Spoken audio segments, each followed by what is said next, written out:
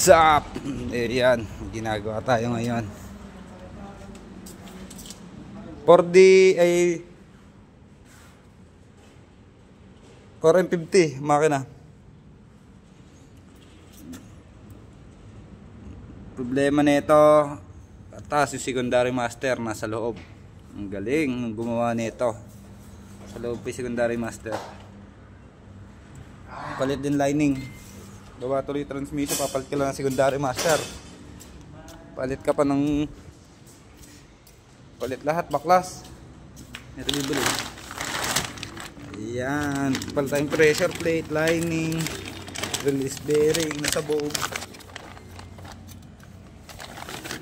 Tanggal na yung release bearing. Update ko kayo pag natapos. Yun o, kasama ko.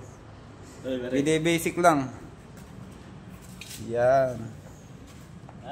4M50 turbo.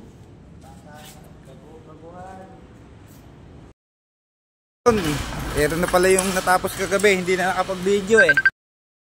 Kahapon, test drive. Ginabi eh, kaya di na na-video eh. Yan.